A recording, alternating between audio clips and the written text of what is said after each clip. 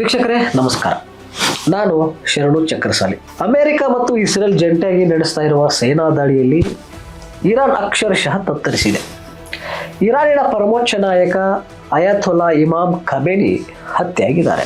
ಈಗ ಇಡೀ ಇರಾನ್ ದೇಶ ನೋವಿನಲ್ಲಿದೆ. ಇರಾನ್ ದೇಶದ ಜನರಲ್ಲಿ ದುಃಖ ಮಡುಗಟ್ಟಿದೆ.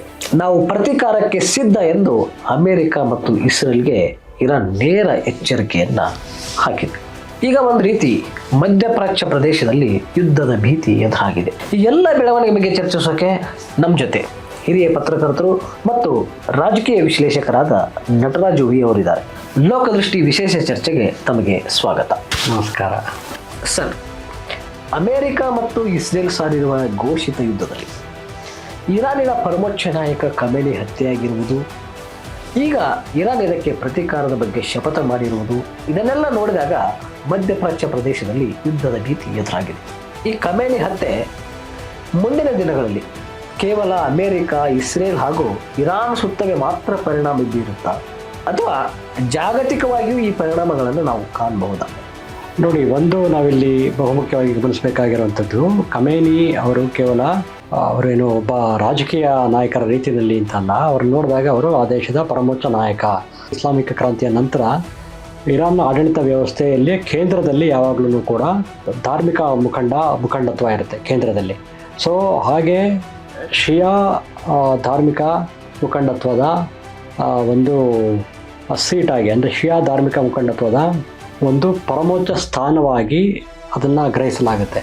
ಸೊ ಖಮೇನಿಯವರ ಹತ್ಯೆ ಅಂತ ಅಂದರೆ ಅದನ್ನು ಇಡೀ ಶಿಯಾ ಸಮುದಾಯ ಅದನ್ನು ಯಾವ ರೀತಿ ಸ್ವೀಕರಿಸ್ತಾ ಇದೆ ಅನ್ನೋಂಥದ್ದನ್ನು ಇಲ್ಲ ಬಹುಮುಖ್ಯವಾಗಿ ನಾವು ಗಮನಿಸಬೇಕು. ಇದು ಬೇರೆ ಯಾವುದೋ ದೇಶದ ಮೇಲೆ ನಡೆದಂಥ ದಾಳಿ, ಕೇವಲ ರಾಜಕೀಯ ಸ್ವರೂಪವಾದಂಥ ದಾಳಿ ಅನ್ನುವಂಥ ರೀತಿಯಲ್ಲಿ ನಾವು ಅದನ್ನು ಗ್ರಹಿಸಲಿಕ್ಕೆ ಆಗೋದಿಲ್ಲ.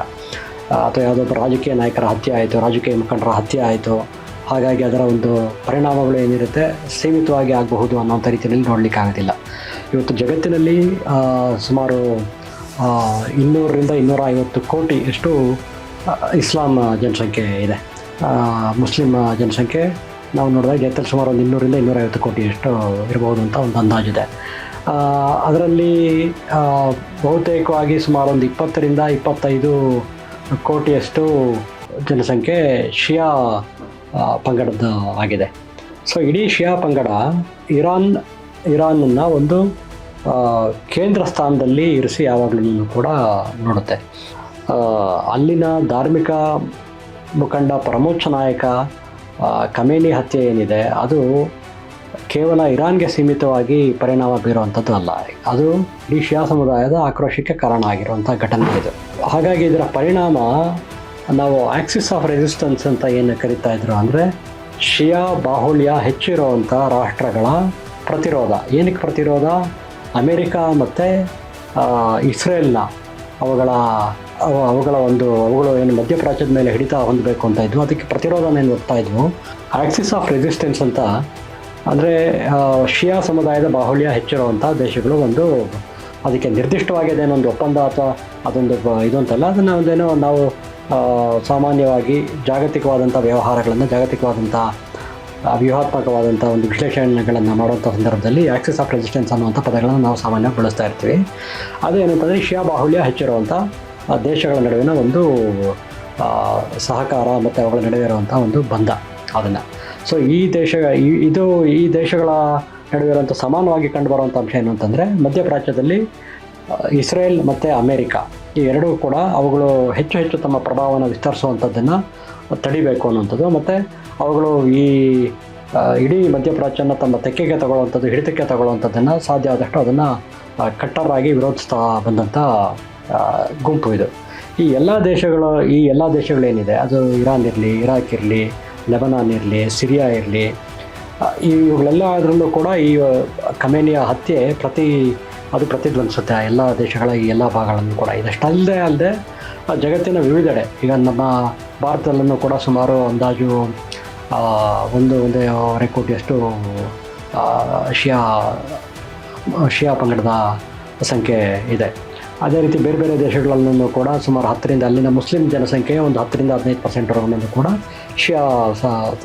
ಶಿಯಾ ಪಂಗಡದ ಒಂದು ಜನಸಂಖ್ಯೆ ಇದೆ. ಸೊ ಇಲ್ಲೆಲ್ಲ ಕೂಡ ಅಸಮಾಧಾನ ಇದೆ. ಜಾಗತಿಕವಾಗಿ ಶಿಯಾ ಪಂಗಡದಲ್ಲಿ ಈ ಅಸಮಾಧಾನ ಒಂದು ತೀವ್ರವಾದಂಥ ಅಸಮಾಧಾನಕ್ಕೆ ಅದೊಂದು ಕಾರಣವಾಗಿದೆ. ಹಾಗಾಗಿ ಅಮೇರಿಕಾ ಮತ್ತು ಇಸ್ರೇಲ್ ಏನೊಂದು ಇಟ್ಟಂಥ ಏನು ಹೆಜ್ಜೆ ಇದೆ, ಅದು ತಗೊಂಡಂಥ ನಿರ್ಧಾರ ಏನಿದೆ ಖಮೇನಿ ಹತ್ಯೆ ಮೂಲಕ, ಅದು ಇನ್ನು ವಿಶ್ವದಲ್ಲಿ ಏನು ಮಾಡುತ್ತೆ ಪರಿಣಾಮನ ಅಂತಂದರೆ ಇನ್ನು ಶಾಂತಿ ಹೆಚ್ಚು ದುಬಾರಿ ಆಗುವಂಥ ಒಂದು ಪರಿಸ್ಥಿತಿ ಮಧ್ಯಪ್ರಾಚ್ಯದಲ್ಲೂ ಸೃಷ್ಟಿಯಾಗುತ್ತೆ. ಮತ್ತು ಜಗತ್ತಿನೆಲ್ಲೆಡೆ ಇದರ ಒಂದು ಬೇರೆ ಬೇರೆ ಒಂದು ಪರಿಣಾಮಗಳು ಕಾಣ್ತಾ ಹೋಗ್ತವೆ. ಇನ್ನು ಅಮೇರಿಕಾದ ರಾಯಭಾರ ಕಚೇರಿಗಳಿರಲಿ ಅಥವಾ ಅಮೇರಿಕಾದ ಬೇರೆ ಬೇರೆ ಕಡೆ ಇರುವಂಥ ಅದರ ಮಿಲಿಟರಿ ನೆಲೆಗಳಿರಲಿ, ಈ ಎಲ್ಲನೂ ಕೂಡ ಶಿಯಾ ಪಂಗಡದ ಒಳಗಡೆ ಇರುವಂತಹ ಏನೊಂದು ಹಾರ್ಡ್ ಲೈನರ್ಸ್ ಅಂತ ಏನು ಹೇಳ್ತೀವಿ, ಅಥವಾ ಅಲ್ಲಿರುವಂಥ ಒಂದು ಗಟ್ಟಿಯಾದಂಥ ಒಂದು ಕಟ್ಟರ್ ಪಂಥೀಯ ನಿಲುವನ್ನು ಉಳಿದಿರುವಂಥ ಒಂದು ಗುಂಪುಗಳೇನಿರುತ್ತೆ ಅವುಗಳ ಕೆಂಗಣ್ಣಿಗೆ ಎಲ್ಲ ಇದು ಕೂಡ ಬರಲಿಕ್ಕೆ ಶುರುವಾಗುತ್ತೆ.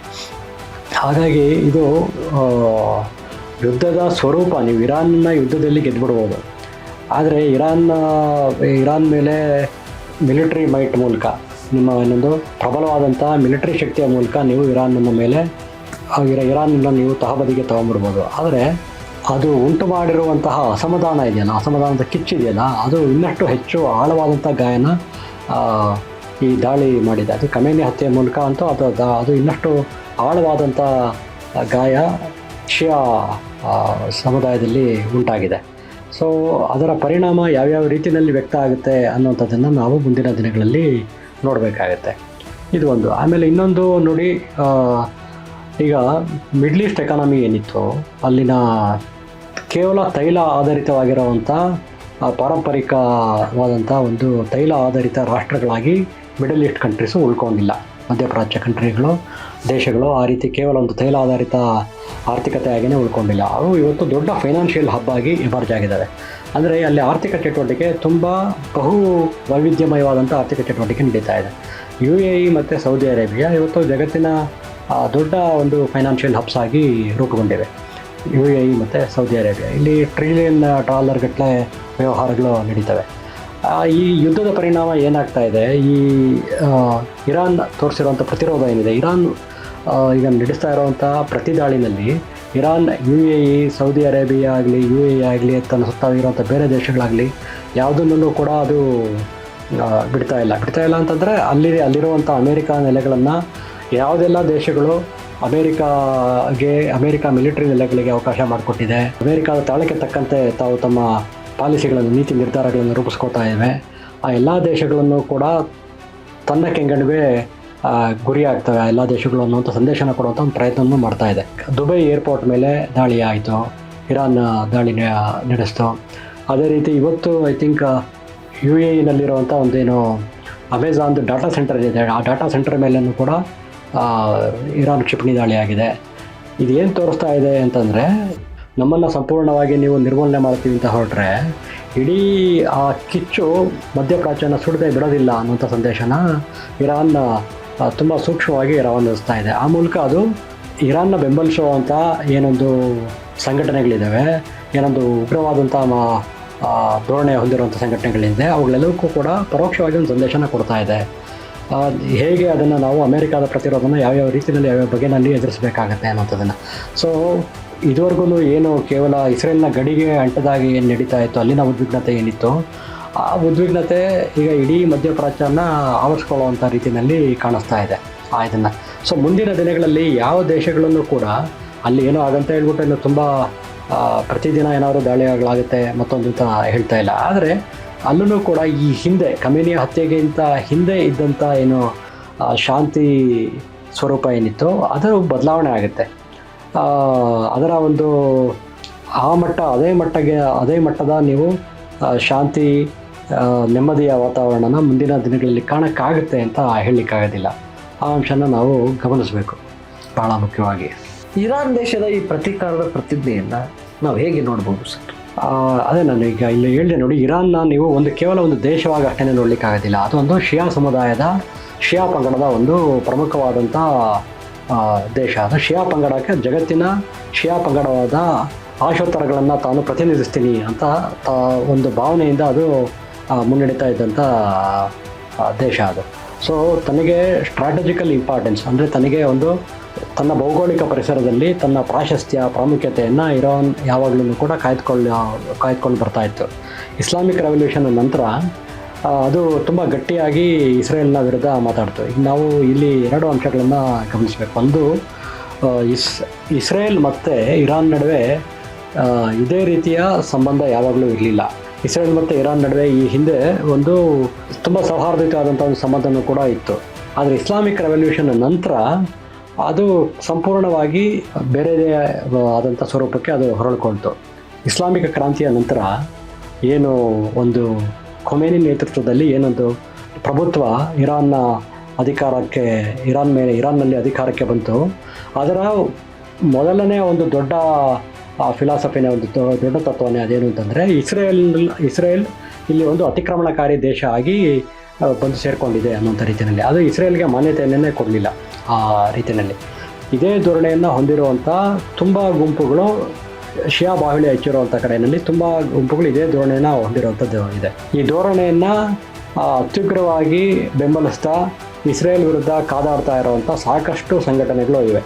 ಅವೆಲ್ಲನ್ನ ಇಸ್ರೇಲ್ ಬೇರೆ ಬೇರೆ ರೀತಿಯಲ್ಲಿ ಹತ್ತಿಕ್ತಾ ಬಂದಿದೆ. ಈಗ ಹಿಜ್ಬುಲ್ಲಾ ಆಗಲಿ, ಹೌತೀಸ್ ಆಗಲಿ, ಮತ್ತು ಈವನ್ ಪ್ಯಾಲೆಸ್ಟೀನಿಯನ್ದು ಹಮಾಸ್ ಅಂತೂ ನೋಡಿದ್ವಿ ನಾವು, ಹೇಗೆ ಹಮಾಸ್ನ ಹತ್ತಿಕ್ತಾ ಬಂತು ಅಂತಂದ್ಬಿಟ್ಟು ಇಸ್ರೇಲ್ ತನ್ನ ಮಿಲಿಟರಿ ಕಾರ್ಯಾಚರಣೆಗಳ ಮೂಲಕ. ಈಗ ಏನಾಗುತ್ತೆ, ಇವುಗಳನ್ನು ಹೆಚ್ಚೆಚ್ಚು ಇಸ್ರೇಲ್ ಮೂಲೆಗೆ ತಳ್ಳಿದಷ್ಟನ್ನು ಕೂಡ ಅವುಗಳು ಇಸ್ರೇಲ್ ವಿರುದ್ಧ ಆಗಲಿ ಅಥವಾ ಅಮೆರಿಕದ ವಿರುದ್ಧ ಆಗಲಿ ಮಾಡುವಂಥ ಯುದ್ಧದ ಸ್ವರೂಪ ಚಿತ್ರಣನೂ ಕೂಡ ಬದಲಾಗ್ತಾ ಹೋಗುತ್ತೆ. ಅವು ಹೆಚ್ಚು ಪಾರಂಪರಿಕವಾದಂಥ ರೀತಿಯಲ್ಲಿ ಈ ದೇಶಗಳ ವಿರುದ್ಧ ತಮ್ಮ ಆಕ್ರೋಶನ ವ್ಯಕ್ತಪಡಿಸೋ ಬದಲಿಗೆ ಈ ಗೆರಿಲ್ಲಾ ವಾರ್ಫೇರ್ ಥರದಕ್ಕೆ ಹೆಚ್ಚೆಚ್ಚು ಮೊರೆ ಹೋಗುವಂಥದ್ದು ನಡೆಯುತ್ತೆ. ಈಗಲೂ ಹೆಚ್ಚು ಕಡಿಮೆ ಅದೇ ಥರ ಇತ್ತು. ಅದು ಇನ್ನಷ್ಟು ಹೆಚ್ಚು ಸಂಘಟಿತವಾಗಿ ವ್ಯವಸ್ಥಿತವಾಗಿ ಆಗುವಂಥದ್ದನ್ನು ಮುಂದಿನ ದಿನಗಳಲ್ಲಿ ನಾವು ಬಹುಶಃ ಕಾಣಬಹುದು ಅಂತ ಅನಿಸುತ್ತೆ.